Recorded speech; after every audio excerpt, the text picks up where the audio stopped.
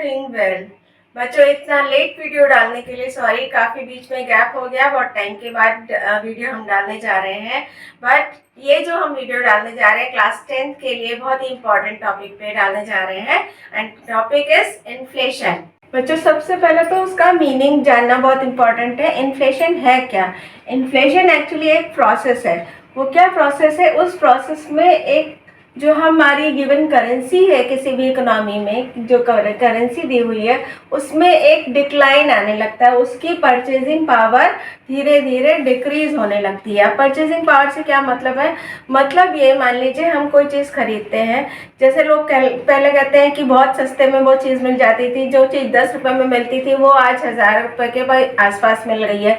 तो ये चीज़ होती है जो वैल्यू एट दैट टाइम 10 रुपये में जो सामान हमें मिल जाता था, वो इस समय आज के टाइम में हमें 1000 रुपीज़ में मिल रहा है। यानी कि 1000 rupees are equal to 10 rupees at that time. उस टाइम के जो 10 रुपये थे वो हमारे आज के 1000 रुपये के बराबर है, यानी दोनों के वैल्यू बराबर है। यानी कि जो हमारी करेंसी है उसकी परचेजिंग पावर कम हो गई है। 10 रुपये में जो क्वांटिटी मिलती थी, अब 1000 रुपये में उतनी क्वांटिटी मिल रही है। यानी कि 10 रुपये की जो परचेजिंग पावर थी, जो उसकी खरीदने की शक्ति थी सामान को, वो अब पहले से बहुत ही डिक्रीज हो गई है। तो ओवर टाइम का मतलब ये है बच्चों, क्योंकि जब हम किसी चीज़ का वैल्यूएशन करते हैं तो एक पर्टिकुलर टाइम में, क्योंकि अगर हम लॉन्ग प्रोसेस पे चलेंगे तो हमें किसी चीज़ को मेजर करना बहुत ही मुश्किल हो जाता है, तो हम उसको एक पर्टिकुलर टाइम में समेट लेते हैं। क्योंकि हम जैसे कहते हैं इस साल में ये हुआ था, उस साल में वो हुआ था, ऐसे नहीं कि हम चलती, क्योंकि एक इकोनॉमी तो एक रनिंग प्रोसेस है। अगर हम रनिंग वे में किसी चीज़ को कैलकुलेट करते हैं तो वो हमारे लिए पॉसिबल नहीं हो पाता है। तो हम टाइम को किसी पर्टिकुलर पीरियड में समेट लेते हैं। मान लीजिए कहते हैं 2 साल में यही हुआ, पिछले 2 सालों में वो हुआ था, तो हम उसको इसलिए कहते हैं कि ओवर द टाइम किसी करेंसी की जो भी वैल्यू थी वो पहले से कम हो जाती है। वो जो होता है वो इन्फ्लेशन होता है। अब ये क्या है बच्चों, क्यों होता है ये ऐसे?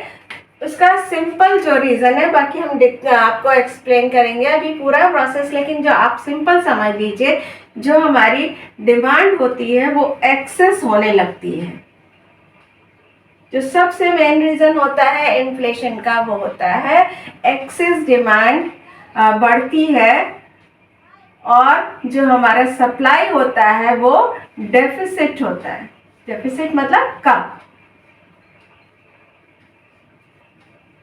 ठीक है? मतलब supply is decreasing in the comparison of demand. Supply उतनी नहीं बढ़ती है, डिमांड बहुत ज़्यादा बढ़ गई है। जैसे कि आप जानते हैं बच्चों, पॉपुलेशन बहुत तेज़ी से बढ़ गई है। अब हम खेती तो अकॉर्डिंगली नहीं बढ़ा पाते, क्योंकि हमारे पास लैंड लिमिटेड है, रिसोर्सेज लिमिटेड है, हम उतना ज़्यादा प्रोड्यूस नहीं कर सकते। लेकिन पॉपुलेशन क्या हो रही है? वो मल्टीप्लाई हो रही है। जब पॉपुलेशन इतनी ज़्यादा बढ़ गई है, जो सिंपल रीज़न है वो हम आपको बता रहे हैं, पॉपुलेशन इतनी ज़्यादा बढ़ने के कारण चीज़ों की जो डिमांड है वो बहुत ज़्यादा होती जा रही है, और हम अकॉर्डिंगली सप्लाई को इंक्रीज नहीं कर पा रहे। तो प्रोड्यूसर के पास एक ही चारा होता है, और वो उसके लिए बेनिफिशियल भी होता है कि वो प्राइस बढ़ा दे। जब प्राइस बढ़ा देता है तो जो चीज़ 10 रुपये की थी वो 100 रुपये में मिलने लगती है। तो सीधे सीधे परचेजिंग पावर कम हो गई, पैसे की जो वैल्यू थी, मनी वैल्यू, वो कम हो जाती है। वही होता है inflation. Come to the types of inflation. Inflation 2 तरीके के बेसिस पे होता है बच्चों। जो फर्स्ट है वो हमारा on the basis of speed and intensity. मतलब किस स्पीड से इन्फ्लेशन बढ़ रहा है, किस रेट से बढ़ रहा है, क्या उसकी इंटेंसिटी है। और जो सेकंड होता है वो कॉजेस के बेसिस है। कुछ ऐसे कॉजेस आ जाते हैं जिनकी वजह से इन्फ्लेशन इकोनॉमी में आ जाता है। तो फर्स्ट स्पीड वाइज क्या होता है इन्फ्लेशन को? जो फर्स्ट होता है वो है क्रीपिंग इन्फ्लेशन। क्रीपिंग इन्फ्लेशन कहते हैं जब प्राइसेस थोड़े थोड़े से राइज होने शुरू होते हैं और उनकी रेट ऑफ ग्रोथ होता है लेस देन 3%। अगर थोड़ा सा बढ़ रहा है तो उसको कहते हैं क्रीपिंग। बच्चों, ये जो क्रीपिंग इन्फ्लेशन होता है that is good for any economy. Good मतलब क्योंकि उसमें जो है इकोनॉमी प्रोग्रेस करने की कोशिश करती है। अगर किसी चीज़ की महंगाई बढ़ रही है, प्राइसेस बढ़ रहे हैं, तो मतलब कॉमन पब्लिक भी अपने इनकम को बढ़ाने की कोशिश करती है। इस जो प्रोसेस में होता है इकोनॉमी का डेवलपमेंट होता है। And the second is walking. Walking मतलब होता है 3 to 10% अगर प्राइस राइज हो रहे हैं इन द कंपैरिजन ऑफ पास कि जो आप जिससे भी आप कंपेयर कर रहे हैं जिस पीरियड से, उस पीरियड में अगर 3 to 10% के प्राइस राइज हुए हैं तो उसको हम कहते हैं वॉकिंग इन्फ्लेशन। ये भी गुड साइन होता है किसी भी इकोनॉमी के लिए, क्योंकि उसमें भी इकोनॉमी प्रोग्रेस करने की कोशिश करती है। इकोनॉमी यानी कि कॉमन पब्लिक भी अपने सोर्सेज को बढ़ाता है।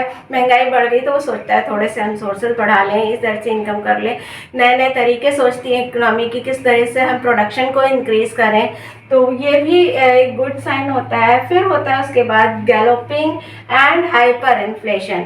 बच्चों, ये जो कंडीशन होती है ये कॉमन पब्लिक के लिए बेयर करना एक मतलब टफ टास्क हो जाता है कि किस तरह से वो इसको मैनेज करें, क्योंकि इस समय में जैसा कि आज का जो पीरियड है वो हम कह सकते हैं कि ये गैलोपिंग एंड हाइपर इन्फ्लेशन का पीरियड है, क्योंकि इसमें इतनी ज़्यादा हमारी जो है प्राइस राइज हो रहे हैं कि कॉमन पब्लिक को मैनेज कर पाना बहुत ही मुश्किल हो पा रहा है कि किस तरीके से वो अपने जो डेली लाइफ है उसको मतलब किस तरीके से डेली लाइफ को इजीली मैनेज कर पाए, सारी जो उनकी ज़रूरतें हैं वो पूरी कर पाए, क्योंकि प्राइस राइज इतना ज़्यादा है कि कॉमन पब्लिक के लिए, एक जो मिडिल क्लास होता है उसके लिए बहुत ही मुश्किल होता है प्राइस राइज होना।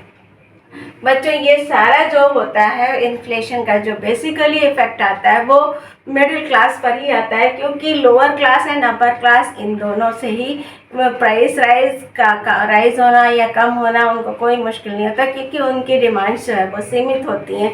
गरीबों को कुछ चाहिए ही नहीं होता है ज़्यादा, और जो अपर क्लास होती है वो ऑलरेडी सेटिस्फाइड होती है हर चीज़ से। तो जो इन्फ्लेशन होता है ये पूरा का पूरा जो इकोनॉमी का सिस्टम है वो मिडिल क्लास से ही चलता है। उसके बाद हम आते हैं कॉजेस पे।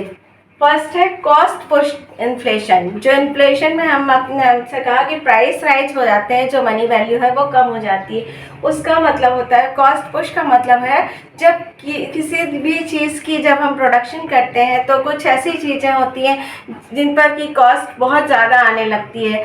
जैसे कि आप ऑयल का एग्जांपल ले लीजिए, ऑयल के रिसोर्सेज हैं लिमिटेड हैं, कभी अगर मिल जाता है कोई हमें खदान मिल गई, कहीं से ऑयल के सोर्सेज मिल गए तो वहाँ से हमें बहुत ज़्यादा ऑयल प्रोड्यूस हो गया, लेकिन अगर हमें कहीं ढूंढना पड़ रहा है, बहुत ज़्यादा हमें उसके लिए रिसर्च करनी पड़ गई, यहाँ गए वहाँ गए, तो उसमें क्या आता है कॉस्ट बहुत ज़्यादा आने लगती है और जो हमें रिसोर्स है वो उतना अवेलेबल नहीं हो पाता है। तो उस सोर्सेज में क्या होता है, जो हमने पहले खर्चा किया वो सारा मैनेज करने के लिए जो कोई चीज़ थोड़ी सी क्वांटिटी में अवेलेबल हुई भी, वो सारी की सारी कॉस्ट प्रोड्यूसर उसकी कीमत में जोड़ देता है, जिसकी वजह से उसकी कीमत किसी भी प्रोडक्शन की बहुत बढ़ जाती है।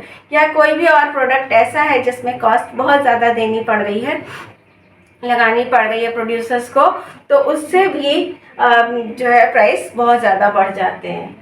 फिर होता है डिमांड पुल इन्फ्लेशन। जो सबसे बड़ा कारण होता है इन्फ्लेशन का वो डिमांड पुल ही होता है, क्योंकि डिमांड आज की जो हमारी इंडिया जैसे कंट्रीज़ की जो प्रॉब्लम है वो यही है कि पॉपुलेशन बहुत ही ज़्यादा है और रिसोर्सेज लिमिटेड हैं। उन रिसोर्सेज लिमिटेड की वजह से क्या होता है, जो प्रोड्यूसर्स होते हैं डिमांड पूरी करने के चक्कर में प्राइस बढ़ा देते हैं, और प्राइस बढ़ाने की वजह से इन्फ्लेशन आ जाता है, जो मनी वैल्यू होती है वो कम होने लगती है। Pros and cons. Pros and cons मतलब उसके एडवांटेजेस एंड डिसएडवांटेजेस क्या है। कोई भी चीज़ होती है बच्चों, हमने जैसे बताया शुरू में, एक लेवल तक वो हमारी किसी भी इकोनॉमी के लिए, हमारी नहीं किसी भी इकोनॉमी के लिए बेनिफिशियल होता है, एक लेवल के बाद उससे नुकसान होने लगते हैं। किसी भी चीज़ में आप देख लीजिए, किसी भी चीज़ की अगर आती करते हैं, जो कहते हैं ना कि आती है हमेशा नुकसानदेह होती है, तो वो अगर एक लिमिट में होती है तो इकोनॉमी के लिए अच्छी होती है, और अगर लिमिट से बाहर चली जाती है तो इकोनॉमी के लिए नुकसानदायक होती है। जैसे पहले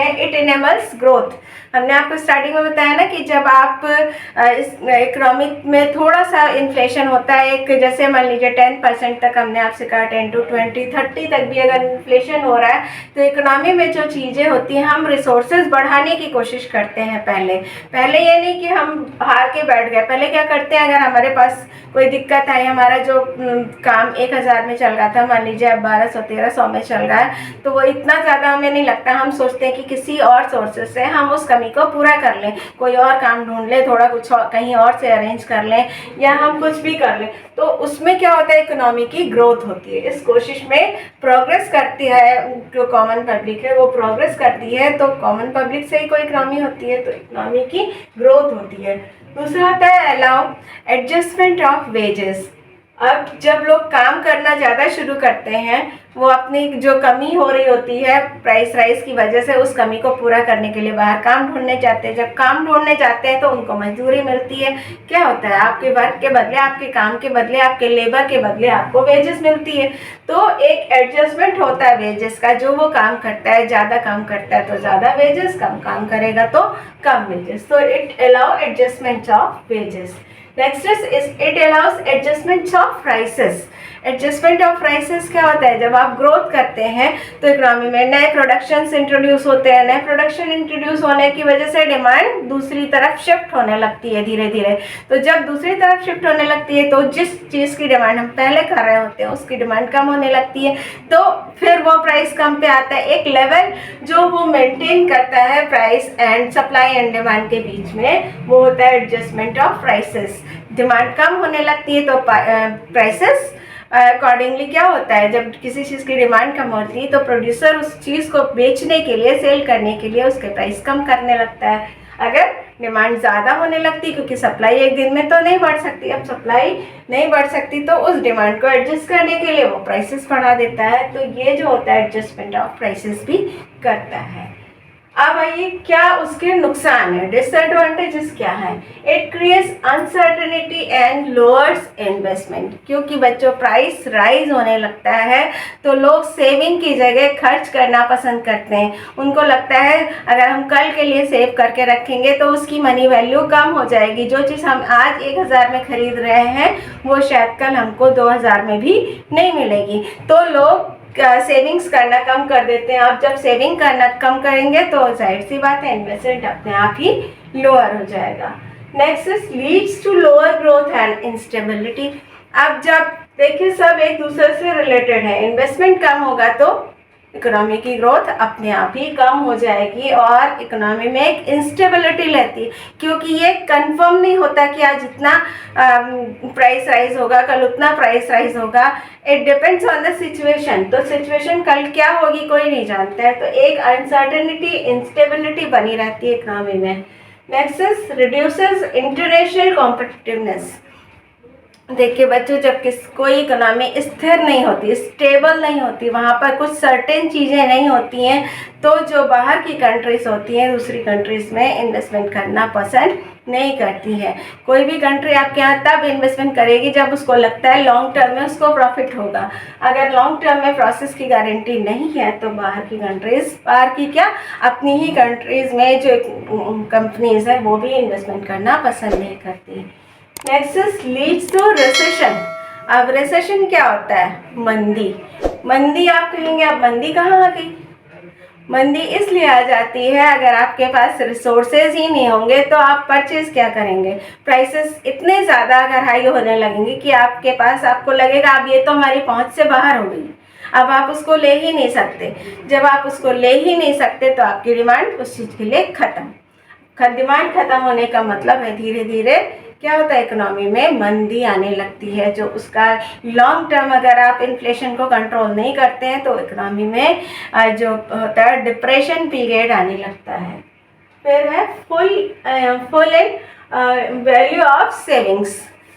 वैल्यू ऑफ सेविंग्स क्या है, कम होने लगता है वैल्यू ऑफ सेविंग, क्योंकि जब आपको पता है जो चीज़ हम आज 5000 में ले रहे हैं कल आप 10,000 उसकी कीमत हो जाएगी, तो आप सेविंग क्यों करेंगे, आप आज ही खर्चा कर लेंगे। आपको लगेगा आज हम खर्च करेंगे तो हमको ज़्यादा चीज़ मिलेगी, कल हम उतना खर्च करेंगे तो हमको उतनी चीज़ नहीं मिलेगी। तो सेविंग भी कम करती है। तो इस तरीके से उस किसी भी चीज़ के तरह इन्फ्लेशन के भी कुछ एडवांटेजेस हैं और कुछ डिसएडवांटेजेस हैं।